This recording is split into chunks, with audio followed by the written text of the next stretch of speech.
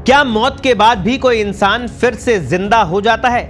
कहने में यह थोड़ा अजीब सा लगता है, लेकिन राजस्थान के झुंझुनू जिले में ऐसा ही हैरान कर देने वाला मामला सामने आया, जहां रोहिताश को मृत समझकर अंतिम संस्कार के लिए चिता पर लेटाया गया, लेकिन तभी वो चिता से उड़ गया।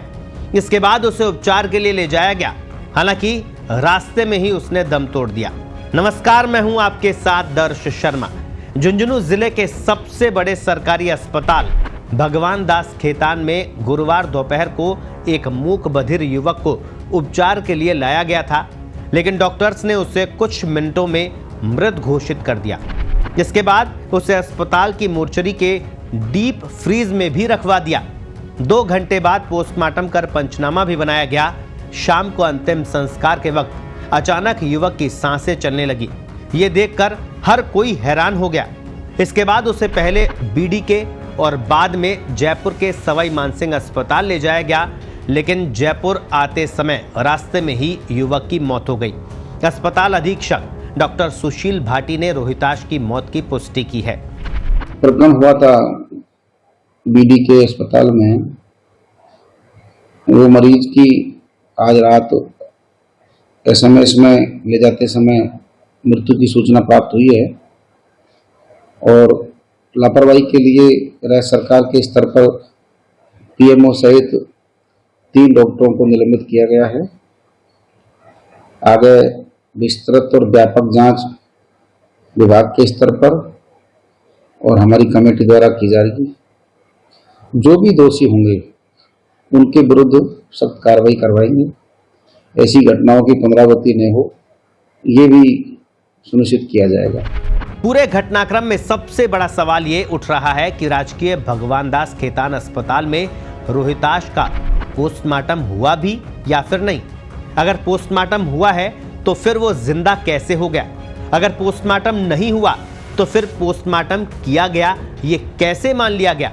ये भी बताया जा रहा है कि बिना पोस्टमार्टम के ही कह दिया गया हो कि पोस्टमार्टम हो गया, मरीज को ले जाओ। जिस अस्पताल के डॉक्टरों ने युवक को मृत माना, हालांकि पोस्टमार्टम रिपोर्ट नंबर 223 के पहले पेज पर 1:50 पर मौत होना बताया गया है। वहीं नीचे की तरफ अंतिम कॉलम में रिमार्क ऑफ मेडिकल ऑफिसर में डॉक्टर की ओपिनियन लिखी हुई है। इसमें फेफड़े फेल होना और सीओपीडी या टीबी की बीमारी से मौत होना बताया गया है। बीडीके अस्पताल में जिंदा आदमी की postmortem report medical jurist doctor Navneet ने बनाई थी। एक डॉक्टर ने मृत घोषित किया, एक डॉक्टर ने पोस्टमार्टम किया, जो फौरी तौर पर किया गया, कागजी पोस्टमार्टम जिसे कह सकते हो आप। और पीएमओ ने ये सूचना जिला प्रशासन और विभाग को नहीं दी। उनकी जिम्मेदारी बनती थी कि 5-6 बजे जो मरीज वापस आ गए और ये खबर उनको लग गई, तो ये गंभीर मामला था। इससे जिला प्रशासन को मुझे अवगत करवाना चाहिए था और अपने विभाग को भी अवगत करवाना चाहिए था। मुझे दूसरे सूत्रों से जानकारी मिली, तब मैंने मेरे अधिकारी भेजे और तब इस बात का मालूमात हुआ। झुंझुनू के मां सेवा संस्थान के आश्रय गृह में रहने वाले विमंदित 25 वर्षीय रोहिताश को अस्पताल की मोर्चरी के डीप फ्रीज में भी रखवा दिया गया। सर्दी के मौसम में जिंदा युवक को करीब 2 घंटे तक मोर्चरी के डीप फ्रीजर में रखा गया। अंदाजा लगाया जा सकता है कि डीप फ्रीजर में वो कुछ देर और रहता तो फिर क्या हो जाता।